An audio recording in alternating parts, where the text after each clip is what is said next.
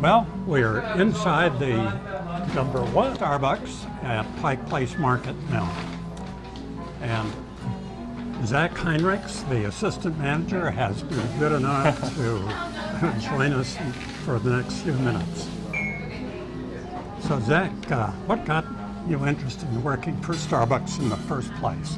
Well, originally it was just a job while I was going to school, and I actually started with Starbucks in December. It'll have been 10 years ago. Really? Yeah, and it was just, something to do, something to get paid for gas money and all that kind of stuff. But once I got into the company and learned what Starbucks is all about, it turned out to be exactly what I was looking for. Mm-hmm.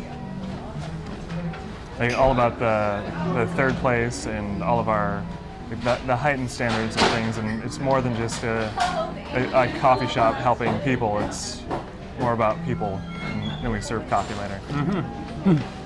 Yeah, and you've been here a long time now, so what's kept you on? Well, I've been here at Pike Place for a little over 5 years, and honestly, I haven't had the same day twice since I've been here. Really? So for me, you get to meet people from all over the country, all over the world. I've had opportunity to sit and have coffee with people who live right upstairs, or people who are visiting from Germany. And there's just so many different and exciting experiences every day that it would be impossible for me to get tired of it. It turned out my passion was coffee. And I see your passion extends to being a coffee master. So that's true. Tell us about that. Well, I like to joke that when people ask me how long I've been a coffee master, I say, well, really all my life, but I've only had the apron for about 3 years. It's kind of it's an ambassadorship or maybe even a stewardship of coffee excellence. Starbucks wasn't the first to roast coffee, wasn't the first to sell lattes, but we do it the best. And the Coffee Master apron is indicative of someone who has gone through extensive training, has hopefully extensive knowledge, and definitely the passion and will to make and roast and serve amazing drinks, whether it's a cup of coffee, a shot of espresso, or a frappuccino. Great. Thank you. Oh, I noticed earlier a picture over here. Yeah. Want to bring it over? Yeah, sure. Okay. Right there. Yeah.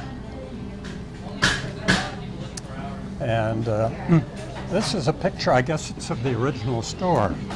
Yeah, can you explain what's in here? I can. It's a picture of this space, this building. Mm-hmm. The building itself was built in 1907. So, let's slide to the side here. Hi, Melina. So the building itself was built in 1907. You can see from this picture we actually have the same floors and the same ceiling that have been here for 101 years now. Mm-hmm. You can't quite see all the way to the back anymore, but it was a feed and seed shop, so there's stacks of chicken scratch and watering cans off the side. And this picture was actually given to one of the 3 founding members of Starbucks. Zev Siegel was his name, by the man in the picture, his grandson. So on the back, I don't know if you've seen that yet. That's the grandson of the proprietor. Yeah. Okay. So on the back it actually says, "To Zev from David Ishii." Here it is, Mrs. Dunn, and this is actually the Soames Dunn building. So this is Mrs. Dunn and Mr. Ishii Sr. behind the counter. We really like it here. Signed Robbie Ishii. Great. So this picture is actually, and this is an original picture. You can see some of the kind of wear and tear and damage it's taken. But this picture has been in this store for 38 years, or almost 30. Well, that's interesting. All right. Yeah. Slide that back. Is any unusual, amusing, strange things that have happened during your time here at the market? There's something interesting every day, and usually something strange every day. This can be one of the strange things of the day. Well, it was actually kind of scary. We actually had once, it was an altercation outside that came in and was bad, and there was actually a mace, a pepper spray attack in the store, like one versus another, and like, that's the kind of situation that it happens every day somewhere, and it kind of tests how well people react to things, and I don't know, kind of the camaraderie of people who work here and the customers, and being able to kind of sort everything out in the end. And everyone was fine in the end, and I think one of them was arrested, if not both. But it's like it can go from scary things like that. I got here Now, shortly. who did the pepper spray? It was two people who came in off the street. One person was trying to hide from the other, and we just kind of followed him in. But I mean, we get that. We have. I know there's a dog that's been coming to this store for 10 years. Mm-hmm. Like we have regulars like that. Pretty old dog. Yeah, and she still runs like a puppy. And I know I got here just right after there was the earthquake, the Nisqually earthquake, and so I mean that kind of stuff really shakes especially the older parts of Seattle. But I've done interviews for Czechoslovakian TV, German newspapers, Korean television. I've done coffee tastings in front of thousands of people at the support center here. There's just being here. There's so many opportunities to meet so many people and to do so many things. That's probably it's my favorite part about this store, that it is unique and strange every day, and it's what makes Pike Place Pike Place. Mm-hmm. Not just Starbucks, but the entire market is kind of you never know what you're going to get. I'll bet. Yeah. Anyhow, Zach, have I missed something that you'd like to say? Oh, I don't know. You had some pretty good questions in there. Okay. I mean, what has kept me going is just, my customers. I still remember my regular customers from when I first started. I started down in California, and I still remember their names and their drinks and what they were up to, and it's being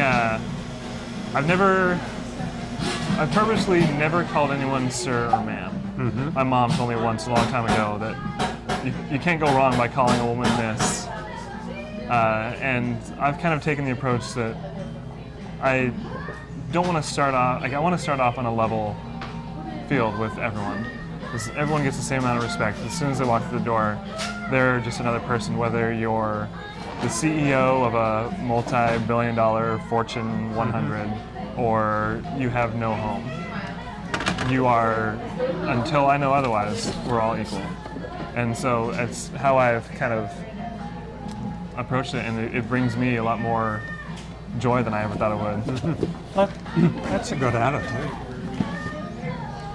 So, Zach, thank you very much. My pleasure. For agreeing for the interview. Yeah. And maybe you'd say hi to Rachel also. Sure. Hi, Rachel. So, any event, Yeah.